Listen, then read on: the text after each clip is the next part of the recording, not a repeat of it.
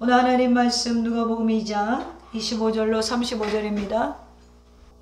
예루살렘에 시몬이라는 사람이 있으니 이 사람은 의롭고 경건하여 이스라엘의 위로를 기다리는 자라. 성령이 그 위에 계시더라. 그가 주의 그리스도를 보기 전에는 죽지 아니하리라 하는 성령의 지시를 받았더니 성령의 감동으로 성전에 들어가매 마침 부모가 율법의 관례대로 행하고자 하여 그 아기 예수를 데리고 오는지라. 시몬이 아기를 안고 하나님을 찬양하여 이르되 주제여 이제는 말씀하신 대로 종을 평안히 놓아주시는도다. 내 눈이 주의 구원을 보았사오니 이는 만민 앞에 예비하신 것이요 이방을 비추는 빛이요 주의 백성이 이스라엘의 영광이니이다. 그의 부모가 그에 대한 말을 놀랍게 여기더라. 시몬이 그들에게 축복하고 그의 어머니 마리아에게 말하여 이르되 보라, 이는 이스라엘 중 많은 사람을 패하거나 흥하게 하며 비방을 받는 표적이 되기 위하여 세움을 받았고 또 가인의 마음을 찌르는 듯 하리니 이는 여러 사람의 마음의 생각을 드러내려 함이라 하더라. 아멘. 오늘 말씀의 제목은 위로를 기다리는 자라는 제목으로 저와 여러분이 은혜를 나누겠습니다. 오늘은 이 나의 갈 길 다가도록 이 찬양의 가사처럼 성령께 온전히 순종하여서 인생을 끝까지 성령 안에서 마무리한 시므온이라는 사람에 대해서 함께 은혜를 좀 나눠보려고 합니다. 오늘부터 이제 대림절의 시작이죠. 아주 중요한 시기입니다. 대림절은 성탄절 전 4주를 예수님을 기다리는 마음으로 보내는 절기로 보내는 시간입니다. 좀 더 의미 있는 성탄을 준비하기 위해서 대림절 첫 주에 오늘 저는 기다림에 대해서 좀 이야기해 보려고 합니다. 강철왕 카네기라는 별명이 있는 이 사람은 사무실에 조그만 그림을 하나 놓고 일평생 그 그림을 소중히 여겼다고 합니다. 그 그림은 무엇이냐면 젊은 시절의 카네기가 물건을 팔기 위해서 이 집 저 집을 전전하는 평범한 세일즈맨이었어요. 어느 날 물건 판매를 위해 노인의 집을 방문했는데 카네기는 그 집에 걸려있는 그림 액자 한 점의 마음을 빼앗기게 됩니다. 썰물 때에 모래톱 위에 덩그러니 걸쳐있는 배 한 척을 그린 그림이었습니다. 카네기가 보기에는 그 배는 꼭 자신의 모습과 같았어요. 그림 속의 배는 패선처럼 보일 정도로 초라하게 낡았고 노는 모래 위에 내팽개져 있었어요. 우리 서해안에 보면 물이 빠지고 나면 배는 그 진흙 위에 그냥 있는데 어떻게 돼요? 물이 들어오지 않아서 꼭 배가 쓸모없는 것처럼 보일 때가 있어요. 그런 그림이라는 거예요. 그런 그림을 보는데 이 카네기 눈에 뭐가 사로잡혔냐면 밑에 이런 글귀가 있었대요. 반드시 밀물의 때가 온다. 자, 물이 들어오면 쓸모없이 보이는 그 배도 결국에는 물이 배를 띄우게 되면 어떻게 됩니까? 다시 항해할 수 있는 타임이 온다라는 것이죠. 카네기는 지금 쓸모없이 보이는 그 배처럼 자신의 인생이 그럴지라도 결국에는 자신의 삶에 다시 한번 밀물의 때가 와서 자신이 배를 띄울 수 있는 순간이 온다라고 확신했다라는 것입니다. 이것이 오늘 카네기의 일평생 신조가 되었다고 합니다. 오늘 카네기처럼 밀물의 때를 기다리며 살았던 또 한 사람이 오늘 본문에 등장하는데 예수님이 오시기를 간절히 기다렸던 시므온이라는 사람입니다. 그는 고단한 삶을 살았지만 하나님의 때가 오면 기쁨의 항해를 할 것을 굳게 믿으며 경건의 훈련을 한 사람입니다. 시몬의 인생은 예수님이 오시기를 기다리는 삶이었어요. 그렇기 때문에 오늘 26절에 보면 죽지 아니하리라. 왜 죽지 않는다고 그래요? 그리스도를 보기 전에는 내가 죽지 아니하리라 하는 성령의 지시를 받았다라고 해요. 성령의 지시를 받은 이후로 성령님과 동행하며 메시아의 오심을 기다렸다라는 것이죠. 오늘 아기 예수를 출산한 마리아와 요셉이 이제 정결 예식을 치르기 위해 성전에 들어갔을 때 시므온은 자신이 오랫동안 소망했던 그 하나님의 때가 왔음을 깨달으며 기뻐하고 있습니다.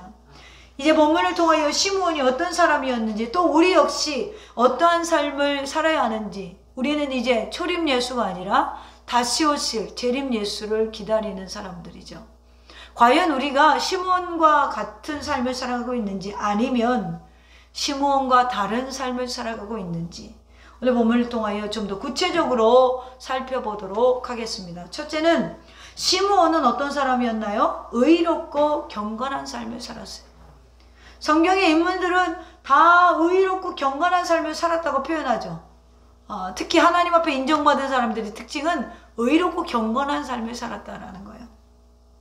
25절에 보면 예루살렘의 시므온이라는 사람이 있으니 이 사람은 의롭고 경건하여 이스라엘의 위로를 기다리는 자라, 성령이 그 위에 계시더라. 누가는 시므온을 이렇게 표현하죠. 의롭고 경건하여 이스라엘의 위로를 기다리는 자다. 구약을 생각해 보면은요, 여러 선지자들이 이스라엘 백성이 하나님의 약속을 전했어요. 하나님께서 우리에게 구원자를 보내주실 것입니다 라고 선지자들이 외쳤어요. 그러면 당연히 이스라엘 민족은 메시아를 기다렸겠죠? 사실 안 기다렸어요. 왠지 아세요? 말라기 선지자 이후에 400년 동안이나 하나님의 말씀을 전해주는 선지자가 등장하지 않았어요. 그리고 지금 이들이 기다리는 메시아는 자신들의 나라를 해방시켜줄 메시아를 기다리는 것이지, 온 인류를 구원하는 메시아 그리스도 예수를 기다리는 것이 아니었어요. 언제 우리나라를 해방시켜주지? 언제 하나님이 우리 기도의 응답을 들어주지? 이런 개념에 하나님을 기다렸다라는 것입니다. 그러므로 사람들의 생각 속에서 시간이 흐를수록 점점 하나님께서 약속하신 구원자 메시아를 잊어버리고 살고 생활에 하루하루 주어진 일에 살아가기도 바빴습니다. 하지만 그 가운데서도 하나님의 약속이 이루어질 애타게 기다리는 사람이 있었으니 바로 그 사람이 시므온이라는 사람이에요. 그가 깨어 있었다는 것은 아기 예수가 그리스도임을 바로 알아본 사실을 통해서 알아볼 수가 있었는데, 당시 유대 종교 지도자들은 율법에 정통하고 많은 이들을 가르치며 사회적인 영향력도 있었겠지만 정작 이스라엘이 그토록 오랫동안 기다려온 메시아를 알아보지 못하고 있어요. 하지만 시므온은 그들과 달랐습니다. 그는 사회적이고 종교적인 지위만 있는 그런 사람이 아니라 실제로 의롭고 경건한 삶을 살아가며 하나님의 뜻을 이루어지기를 열망하는 사람이었어요. 성경에는 경건하게 깨어있던 사람들을 여러 사람 소개하죠. 누가복음에만 해도 그의 아내 엘리사벳, 누가복음 1장 6절에 사가랴와 그의 아내 엘리사벳이라는 사람이 등장하죠. 세례요한의 부모님이죠. 이 사람들을 성경이 어떻게 표현하냐면 이 두 사람이 하나님 앞에 의인이니 주의 모든 계명과 규례대로 흠없이 행하더라. 자, 하나님이 쓰는 사람의 특징이 뭐예요? 경건한 삶을 살아간다라는 거예요. 의롭고 경건한 삶을 살아간다라는 거예요. 그런 자에게 하나님이 일을 맡긴다라는 것이죠. 요한복음 1장에도 소개되는 나다나엘도 경건한 사람이었죠. 그는 베드로와 안드레와 같은 동네인 베세다 사람이었던 빌립의 지인이었는데, 예수님이 빌립을 불렀을 때 빌립이 예수님을 바로 따르지 않고 나다나엘을 먼저 찾아가요. 그만큼 나다나엘이라는 사람은 메시아를 기다리며 하나님의 때를 기다리는 일에 본을 보였던 믿을만한 사람이었다라는 것이죠. 물론 나다나엘에게도 인간적인 한계는 있었죠. 나사렛의 천한 동네에는 메시아가 태어날 수 없다라고 이야기했습니다. 하지만 나다나엘은 교만하거나 고집불통하지 않았어요.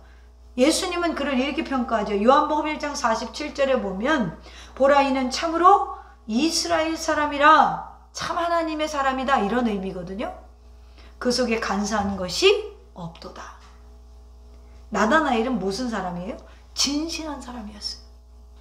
그는 자신의 짧았던 생각을 뒤로하고 주저함 없이 예수님의 제자가 됩니다.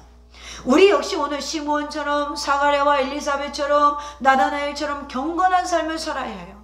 그래야 하나님이 일을 맡기고 하나님의 비밀을 볼 수 있는 자가 된다라는 것입니다. 기독교인이라는 것은요, 종교적인 정체성, 그리고 교회 다닌다는 사회적인 위치, 교회에서 어떤 일을 한다는 개인적인 성취감을 넘어서 참된 경건은요, 어떤 신분을 가지고 있고 어떤 직책을 수행하는 데에 따라서 좌우되는 것이 아닙니다. 우리는 어쩌면요, 말씀을 실천하는 경건 생활은 불편해하면서 예수님이 우리가 필요할 때만 나타나기를 원해요. 마치 이런 거예요. 제가 아까도 이야기했는데, 이 예수님을 포켓에 넣어놓고 7번 틀어주세요. 다시 들어가세요. 11번 틀어주세요. 다시 들어가세요. 하나님 짠! 응답해 주셔야죠. 아, 지금은 내 맘대로 좀 살았으면 좋겠어요. 다시 들어가세요. 필요할 때만 등장하는, 이 당시에 유대인들이 그랬단 말이에요. 그저 이 나라를 해방시켜줄 나라, 예수 그리스도 메시아만 태어나면 좋겠다. 나타나면 좋겠다. 우리 국가 독립을 위해서 왕으로 세워질 대상이 태어나면 좋겠다. 우리는 예수님이요, 내가 필요할 때만 나타나기를 기다리고 있는지 몰라요. 야고보서 1장 27절에 보면은요, 경건을 이렇게 표현해요. 하나님 아버지 앞에 정결하고 더러움이 없는 경건은, 하나님 아버지 앞에서 정결하고 더러움이 없는 경건은 곧 고아와 과부를 그 환난 중에 돌보고 또 자기를 지켜 세속에 물들지 아니하는 그것이라. 그러니까 참된 경건은 뭐예요? 하나님 앞에서 정결하고 더러움이 없는 경건은 뭐라고요? 말씀을 실제적으로 실천하는 삶이라는 거예요. 그런데 우리는 말씀을 실천하는 걸 불편해요. 아니라고요? 하나님 24시간 저에게 참견하지 마시고요, 요때만 나타나 주세요. 365일 중에서 하나님, 300일은 제 맘대로 살 테니까 65일만 참견해 주셔도 돼요. 하나님이 끝까지 우리와 함께하고 우리가 하나님 뜻대로 살아가는 걸 굉장히 불편해해요. 그러니까 진정한 순종이 우리에게 일어나질 않는다라는 거예요. 우리는요, 때로는요, 하나님의 복도 받고요, 세상과도 벗하고 싶은 간사한 마음이 우리에게 있어요. 이 마음을 버려야 된다라는 거예요. 이 마음을 버려야 하나님이 내게 일을 맡길 수 있다라는 거예요. 참된 경건은 또 뭐라고 그랬어요? 세속을, 뭘 지켜? 나를 지켜서 세속에 물들지 아니하는 그것이라. 여러분, 우리가 신앙생활 하면요, 나쁜 건요 금방 오염돼요. 제가 이렇게 보면 믿음이 좋은 사람과 믿음이 좋지 않은 사람이랑 다니면 누가 이길 것 같아요? 예? 믿음이 좋지 않은 사람? 우리 권사님 믿음이 좋은 사람이 이긴다고 할 것 같은데, 근데요, 우리는 뭐 가지고 있어요? 죄를 가지고 있는, 죄성이 있잖아요. 믿음이 좋지 않는 사람한테 자꾸 물들게 돼 있어요. 그래서 우리가 끊어낼 건 때로는 사실은 끊어낼 줄 알아야 돼요. 민기적 거리면 자꾸, 그러면은 제가 자꾸 이렇게 빠져들어갈 때가 있어요. 그러니까 제가 뭘 느끼냐면, 어딜 갔더니 저는 이제 원래가 단편적으로 예를 들자면 어느 성전에 가든지 헌금을 해요. 예배가 아니더라도. 그게 엄마한테 배운 거예요. 어디든 들어가면 항상 헌금을 해요. 무명으로 했던, 이름을 넣었던, 어느 성전에 들어갔던 헌금을 해요. 근데 어디 갔더니 헌금을 안 해요. 그러면 제가 헌금했던 그 행동이, 저 사람들도, 저 목사님들도 헌금 안 하네? 저도 어느 순간부터 안 해요. 그러니까 내 그 신조, 내가 하나님의 성전에 왔으니까 예물을 드려야겠다라는 신조가 져버리더라고요. 그래서 제가 어느 날 순간에 그걸 딱 깨닫고 무슨 생각을 하냐면, 나도 눈치를 보고 있네? 저 사람들 헌금 하나 안 하나? 그렇게 그것이 어렸을 때부터 교육을 받고 그걸 보고 본받아서 저가 그걸 좋게 생각을 해도, 그렇지 않은 사람들을 만나면 금방 편리함을 따라가더라는 거예요. 하나의 단편적인 예로 그러는 거예요. 어떤 사람들은 성전에 가면 기도를 해요. 근데 기도를 안 하는 분위기로 가면요, 기도를 평상시에 많이 했던 사람도 안 해요. 왜 그래요? 우리 몸은요, 죄를 갖고 죄의 성질이 있기 때문에 하나님 말씀에 사는 것보단 안 사는 게 더 편해요. 자석처럼 끌려가. 착 붙어버려. 아, 이게 더 편하네? 저 사람 안 해도 뭐 잘 사는데 뭐? 그러다 보니까 우리가 세상과 버타고 싶은 그런 환경과 마음이 많다면 자꾸 우리가 끌려가게 돼 있어요. 그렇기 때문에 하나님은 이 시대에도 시므온과 같이 의롭고 경건한 삶을 사는 사람을 찾는다 안 찾는다? 찾는다라는 거예요. 오늘 시므온과 안나 같은 사람의 상징은 뭐냐면 예수님 공생의 당시에 이 예루살렘이 엄청으로 종교적으로 타락했단 말이에요. 그럼에도 불구하고 그 성전을 지키고 유지하고 주님 다시 오실 길을 만드는 소수의 사람들이 있음을 상징하는 거예요. 지금 우리가 이제 주님 다시 오실 재림 예수 그리스도를 기다리면서 이 마지막 시대다 이야기하면서 코로나가 터지면서 와 말세야 이야기하면서도 우리의 삶이 하나님과 버타기보다는 세상의 편리함을 쫓아요. 비대면으로 예배드리고 싶지 않은 마음이 우리에겐 더 사실은 커요. 여러분, 우리가요, 예배드리고 싶지 않은 마음이 더 크기 때문에 예배를 드린다는 기적이에요. 여러분들이 이곳에 나온 자체가 기적인 거예요. 그렇기 때문에 하나님과 버타고 싶은 마음을 계속해서 이 상관에도 우리가 먹고 시므온과 같이 의롭고 경건한 삶을 산다는 것은 이 마지막 시대에 많은 교회가 아니라 적은 수의 사람이지만 주님 다시 오실 길을 예비하는 자들로 우리가 쓰임받을 수 있다라는 거예요. 저는 여러분들이 그렇게 되기를 축원합니다. 정말 이 시대에 주님이 찾는 그 한 사람, 주님의 뜻을 분별하는 그 한 사람, 바로 시므온과 같은 깨어있는 자들이 여러분이 된다면 여러분 이 교회, 그리고 여러분 이 지역, 여러분의 사업장, 여러분의 직장, 여러분들의 공동체, 여러분 때문에 깨어날 수 있다라는 거예요. 할렐루야. 그 중심에 서 있기를 간절히 축원합니다.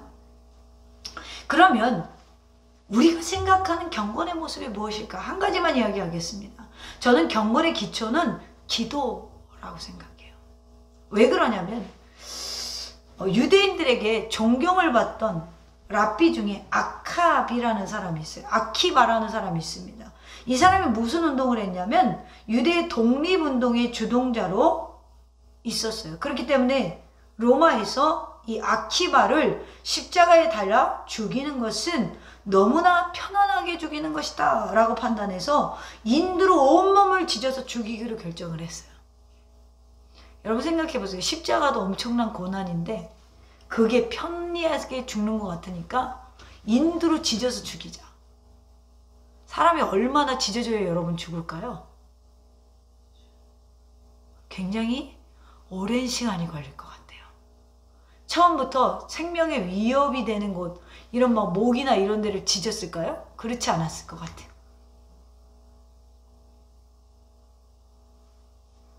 인두로 온몸을 지져가지고 죽이기로 작정을 하고 사형을 집행했어요. 그렇게 시뻘겋게 달궈진 인두로 고문을 당하면서 아키바는 늘 하듯이 아침 기도를 드렸다는 거예요. 여러분 상상이 가세요? 로마 사령관이 인두를 짓다가 물어봤대요. 그대는 이렇게 고통을 당해서 곧 죽을 건데 또 기도를 드리는가? 그러자 아키바가 이렇게 말했대요. 나는 하나님을 사랑함으로 이제껏 한 번도 아침 기도를 빠뜨리지 않았어. 더구나 지금 이렇게 죽음 앞에 두고 기도 드릴 수 있는 나는 참으로 행복한 사람이요. 그리고 며칠 뒤 서서히 숨져 죽었다고 합니다. 기도가 여러분 왜 경건의 기초입니까? 라고 제게 물으신다면 우리가 말씀을 지켜 행할 수 있는 힘을 기도를 통해서 받기 때문에 그래요. 그러므로 경건 생활은 곧 말씀을 알고 지키는 것인데 그것을 할 수 있도록 힘을 공급하는 통로는 기도라는 거예요. 그러므로 기도는 모든 경건의 기초석이에요. 즉 고통의 상황 속에서도 기도할 수 있는 것이 진정 경건의 크리스찬의 모습이라는 것입니다. 본문의 시몬 역시 곤감 없이 끝없이 이어지는 삶 가운데 이처럼 기도하며 살았던 사람, 어떤 상황에도 메시아를 기다림으로 포기하지 않도록 많은 사람들이 종교인이 타락하고 성전이 타락하고 그리스도인들이 타락할 때에 나는 그래도 성전을 지키고 나는 그래도 메시아를 기다리겠다, 그 기다림을 포기하지 않는 사람, 바로 기도원에게 원동력은 기도였을 줄로 믿습니다. 오늘 이 경건회를 회복할 수 있는 저와 여러분 되기를 주님의 이름으로 축원합니다. 두 번째로 시므온은 성전 중심의 삶을 살았어요. 시므온의 평생의 열망이었던 메시아를 만날 수 있었던 이유는 그가 성전에 들어갔기 때문이었죠. 여기서 말하는 성전은 지금의 예배당은 교회로 생각할 수 있습니다. 당시의 성전의 개념은요, 메시아와 메시아를 기다리는 사람을 만나게 해주는 결정적인 장소였어요. 유대인들은 지금도 이스라엘의 통곡의 벽에 가서 날마다 운다고 합니다. 그리고 메시아를 기다리죠. 왜요? 초림 예수를 인정하지 않기 때문에. 그리고 회개하면서 날마다 울면서 예루살렘 성전의 회복을 위해서 기도하고 있다고 합니다. 이처럼 오늘 유대인들에게 성전의 개념은 메시아와 메시아를 기다리는 사람을 만나게 해주는 결정적인 장소였습니다. 오늘 26절로 27절 보겠습니다. 26절 27절 그가 주의 그리스도를 보기 전에는 죽지 아니하리라는 성령의 지시를 받았더니 성령의 감동으로 성전에 들어가매 마침 부모가 율법의 관례대로 행하지 하여 그 아기 예수를 데리고 오는지라. 자, 시므온이 성전 중심으로 살아간 것에 입증하는 것은 지금 성전에 가면 나에게 유익한 사람들을 만날 수 있다라는 인간적인 계산에서 나온 것이 아니라 매일 지금 뭐예요? 메시아를 기다리는 마음으로 성전에 갔다라는 것이죠. 그래서 왜 근데 이것을 했어요? 성령의 지시를 받았죠. 뭐로? 너는 그리스도를 보기 전엔 죽지 않는다. 이 말도 안 되는 이런 성령의 계시를 받고 이 말도 안 되는 걸 믿음을 갖고 기도하는 거예요, 매일. 할렐루야. 아멘. 이런 믿음을 소유하시기를 주님의 이름으로 축원합니다. 여러분, 상식 밖의 이야기잖아요. 야, 너는 메시아 보기 전에 죽지 않아. 여러분 힘을 가지세요. 여기 연령이 높으신 분들, 시므온이나 이 36절부터 나오는 안나나 다 파파 할아버지 파파 할머니예요. 시므온은요 하나님의 이끄심에 순종하는 사람이에요. 야, 너 메시아 보기 전에 죽지 않아. 정말요? 매일 가는 거예요. 이제 만날까? 이제 만날까? 이제 만날까? 오늘도 성령의 감동으로 성전에 들어갔더니 마침 저기서 아기 예수를 보는데 이야! 메시아다. 그래서 그를 안고 찬양하죠. 28절에 시므온이 아기를 안고 하나님을 찬송하여 이르되. 할렐루야. 아멘. 오늘날 많은 그리스도인들이요 교회 와서 세상의 매력을 찾으려고 합니다. 그러지 마세요. 교회 들어올 때 무슨 매력을 찾아야 돼요? 그리스도를 만나셔야 돼요. 할렐루야. 세상보다 세상이 줄 수 없는 그 매력. 여러분 교회 와서 예수님 못 만나면 교회가 그렇게 심심해. 네? 그렇게 심심해. 안 심심하겠어요? 예수님을 안 만나는데 교회가 심심하죠. 여기가 세상의 음악보다 뛰어나겠습니까? 세상의 음식보다 뛰어나겠습니까? 세상에 가지고 있는 어떤 시스템보다 뛰어나겠어요? 하나도 뛰어난 게 없어요. 교회는 사실. 그런데 세상이 줄 수 없는 위로가 이곳에 있어요. 세상이 줄 수 없는 쉼이 이곳에 있어요. 누가 있으니까? 예수 그리스도가 계시니까. 그러므로 오늘도 여러분 주님 만나러 오신 거잖아요. 물론 내 안에 성령님이 계시지만 우리가 상징적으로 그렇다는 거죠. 말씀을 통해서 나 힘들고 어려운데 오늘 위로받고 싶어.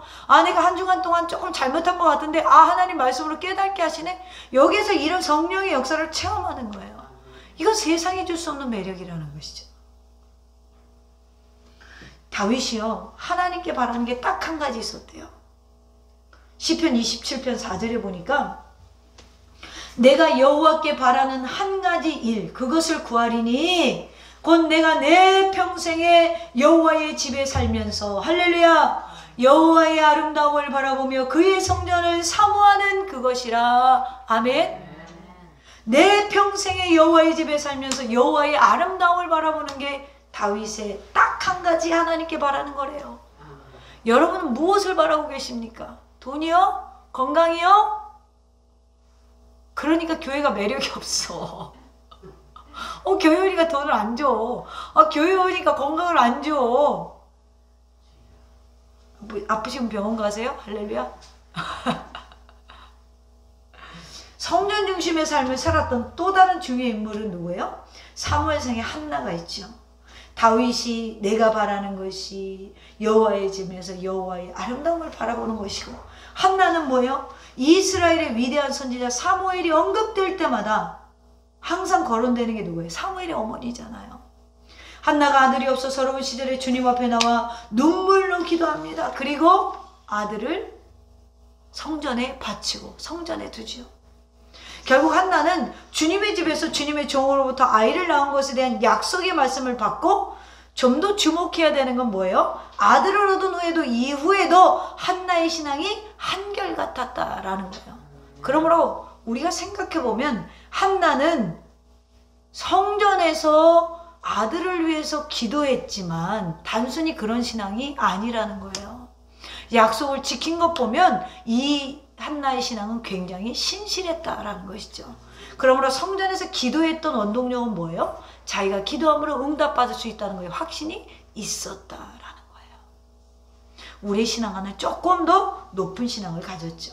그는 자기의 욕심을 채우기 위해 일시적인 성전을 가까이 한 것이 아니라요, 그는 아들 사무엘을 성전에 들임으로 성전 중심의 신앙생활을 계속 유지했다라는 것입니다. 성전 중심, 즉 교회 중심의 신앙생활은 하나님의 약속을 끝까지 붙잡게 해요. 하나님의 뜻이 이루어지는 것을 바라보게 합니다. 오늘 36절부터 등장하는 여선지자 안나도 마찬가지예요. 그녀는 84세의 여선지자로 성전을 떠나지 않고 주야로 금식하고 기도함으로 하나님을 섬겼어요. 37절 보면 과부가 되고 84세가 되었더라. 이 사람이 성전을 떠나지 아니하고 주야로 금식하며 기도함으로 섬겼더니. 자, 이가 언제 지금 남편과 헤어집니까? 사별합니까? 결혼한 후에 36절에 보면 7년 만에 과부가 됐어요. 그리고 성전에 들어와서 계속해서 기도하면서 누굴 기다려요? 예수님을 기다렸어요. 사실 여러분, 예수님 당시의 성전은요, 도적의 소굴과 같은 타락의 온상이었어요. 그래서 예수님이 공생의 시절에 예루살렘 성전에 오셔서 하신 게 뭐예요? 성전 정화운동이잖아요. 내 집은 기도하는 집이다. 장사꾼의 소굴로 만들었구나. 화를 내셨잖아요. 그러므로 시므온과 안나 같은 감추어진 자들의 섬김으로 말미암아 예수님을 예표하는 성전은 예수님이 오실 때까지 견고히 서 있을 수 있었던 원동력은 바로 이 당시에도 숨어있는 시므온과 안나 같은 사람이 있었기 때문이라는 거예요. 우리가 뭔가를 열심히 하는 것보다 중요한 게 뭔지 아세요? 중심에서 벗어나지 않는 거예요. 열심히는 하는데 경로를 벗어나면 고린점에 갈 수 있어요? 없어요. 그리스도인들에게 있어서 성전 중심의 삶은 바로 이 레일을 깔아주는 거예요. 할렐루야. 벗어나지 않도록, 우리가 관역을 벗어나지 않도록 철로를 깔아주는 역할을 하는 장소가 바로 교회이기 때문에 열심히 하는 것도 중요하지만 중심에서 벗어나지 않는 것이 더 중요하다. 우리도 시므온과 안나처럼 교회 중심의 신앙생활을 하시기를 축원합니다. 자신의 목표와 계획을 세우기 위해 이것저것 방황하지 말고 대림절을 지내면서 예수님을 간절히 기다리는 마음으로 내 중심이 어디 있는지 점검해 보시기를 간절히 주님의 이름으로 축원합니다.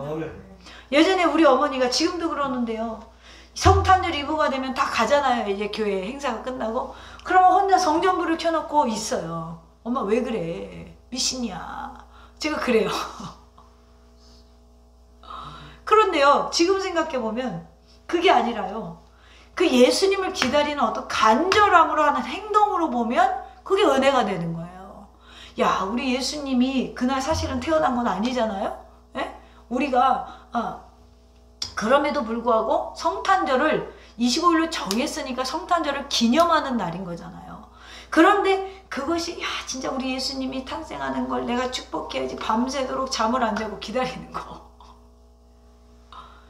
그 믿음, 안나와 같이 성전에서 예수님이 오시기를 기다리는 믿음, 시므온과 같이 성전 중심을 벗어나지 않고 예수님이 오기를 기다리는 믿음, 그 믿음이 언젠가부터 우리에게 식어졌어요. 아, 또 성찬절 왔네? 아, 감사헌금 해야겠네. 꽃꽂이 누가 하지? 눈치나 보고 말이죠. 언젠가부터 우리가 굉장히 이런 사모함이 식어졌어요.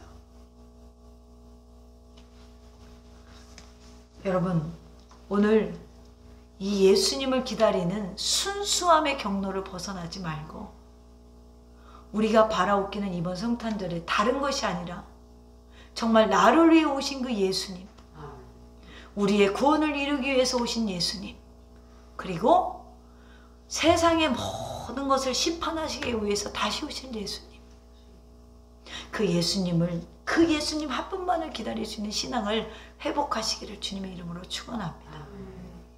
마지막으로 세 번째로 시므온은 하나님을 찬양하는 삶을 살았어요. 오늘 본문에 보면 28절에 시므온이 아기를 안고 하나님을 찬송하여 이르되, 그리고 자신의 인생에 대해서 감사를 합니다. 주제여, 이제는 말씀하신 대로 종을 평안히 놓아주시는도다. 내 눈이 주의 구원을 보았사오니, 지금 아기 예수인데도 이걸 보고 있는 거예요. 이는 만민 앞에 예비하신 것이요 이방을 비추는 빛이요 주의 백성이 이스라엘의 영광이니이다. 할렐루야. 기쁨이 가득하여서 자신에게 주신 약속이 성취된 기쁨으로 하나님을 찬양해요. 우리 같은 신앙은 이제 죽을 때가 됐구나, 슬플지도 몰라. 근데 이 사람은 지금 너무나 행복한 거예요. 이스라엘 백성이 하나님의 권능으로 홍해를 건너고, 또한 하나님의 권능으로 애굽의 군대가 홍해에 몰살되는 것을 목격한 후에 그들의 마음을 다하고 하나님을 찬양합니다.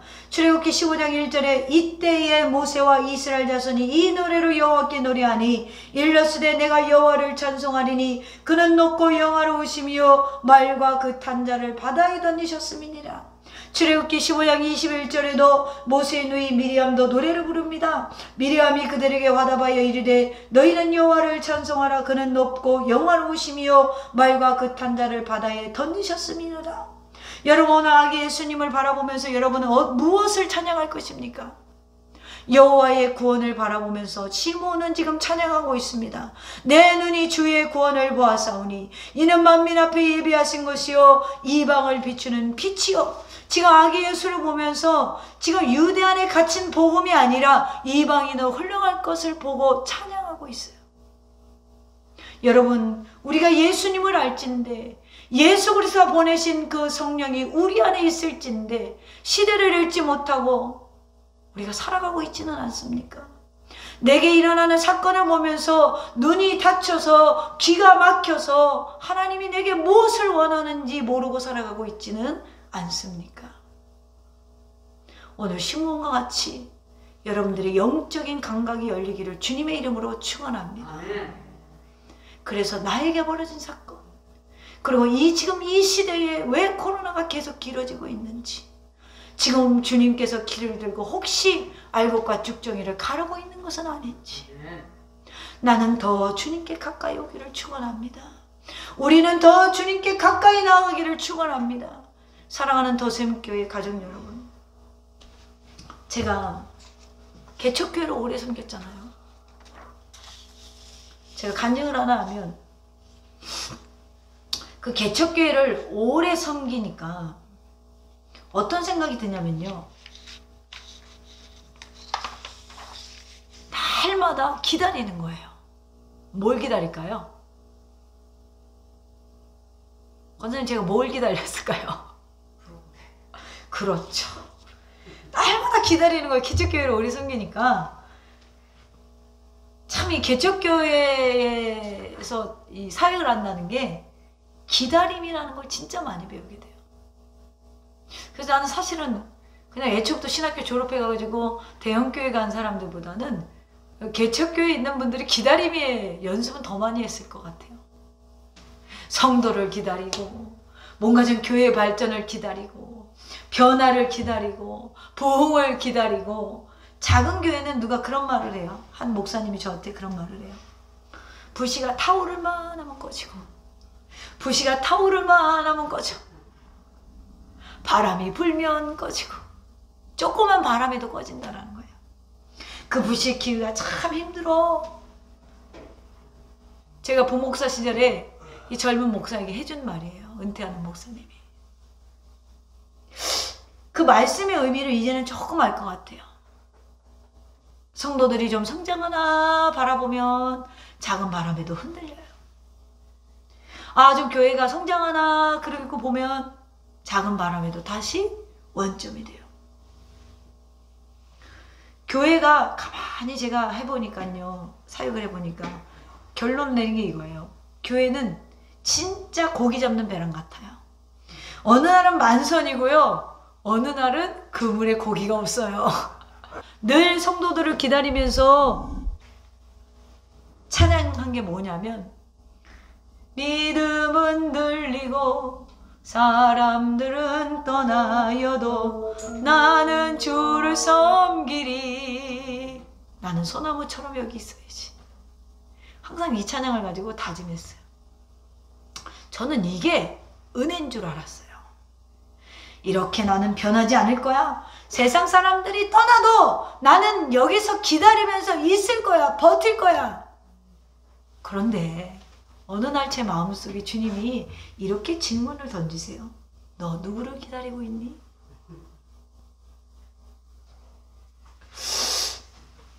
황당한 거예요. 주님, 제가 누굴 기다리죠? 누구를 기다렸죠? 제가 순간적으로 이런 생각이 들었어요. 그래, 내가 주님을 이렇게 기다렸더라면, 나는 지금 믿음은 들리고 사람들 떠나도 나는 여기서 소나무처럼 기다릴 거야. 예수님을 기다리는 게 아니라 언제 교회가 발전되나, 언제 부흥이 되나, 언제 우리 교회가 만선이 되나, 이걸 기다리고 있더라고. 그러니까 자유함이 없고 항상 초조한 거예요. 내가 시대에 뒤떨어지는 목사, 퇴보되는 목사가 되면 어떡하지? 불안한 거예요. 자다가도 잠이 안 와요. 저 진짜 그랬어요. 얼마나 성공에 목말랐는지. 그때 주님이 너는 누구를 기다리고 있니? 제가 그렇게 묻는 거예요. 주님, 저는 누구를 기다렸던 것일까요? 그때 드는 생각이, 내가 정말 주님을 이런 마음으로 기다린다면, 내가 정말 주님 한 분만을 기다렸더라면 그 뒤로에 제게 자유함이 오는 거예요. 성도가 있든지 없든지 저는 주님을 기다리는 마음이 더 커졌어요. 사람이 있든지 없든지 오늘 저의 첫 번째 설교를 듣는 청취자는 누구냐? 하나님이세요. 너 말씀을 바르게 전하고 있니? 내가 있든지 없든지 성도가 있든지 없든지 너 말씀을 바르게 전하고 있니? 그걸 깨닫고 나니까요, 제 안에요, 성도를 기다리는 마음보다는 내 삶의 중심에 예수님을 기다리는, 즉 여러분, 우리는 천국이 마냥 멀리 있는 것이라고 생각을 해요. 하나님 나라가 멀리 있는, 물론 하나님 나라를 향해서 달려간다는 개념, 목적을 향해서 달려간다는 개념 때문에 그렇게 표현하지만, 여러분, 하나님 나라라는 의미는 하나님의 통치가 내 안에 임했다라는 거예요. 여러분, 에덴 동산이 왜 깨졌어요? 하나님의 통치를 거부했잖아요. 내 안에 하나님 나라가 이루어진다는 건 이게 회복되었다라는 거예요. 하나님의 통치, 하나님의 다스림이 내 안에 임했다라는 거예요.